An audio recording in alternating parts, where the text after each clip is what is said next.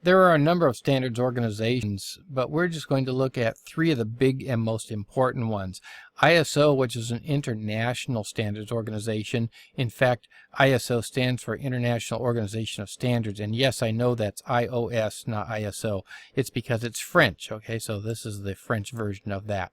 But ISO provides the OSI model that we we'll be looking at in the next section, and that you looked at probably in the CIS 179 class if you were in that. Also some standards as far as how you do practice, how you keep records, and so forth.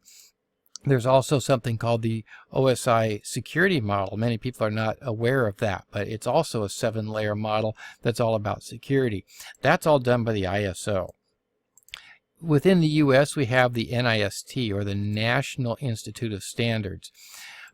This sets many standards, including, for example, some standards for how you should manage passwords. And I call that one out because there was a recent change where the NIST changed the recommendations for how you should handle passwords. They went to a longer password, something called a passphrase, rather than these complex combinations of letters, numbers, and symbols that nobody can seem to remember.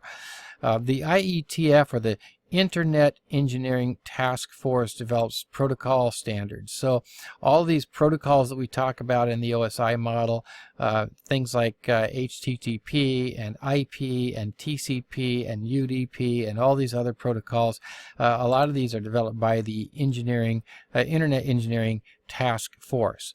So these are organizations that you really should be aware of, and you may want to go to their websites and just do a little bit of reading to learn a little bit more about them.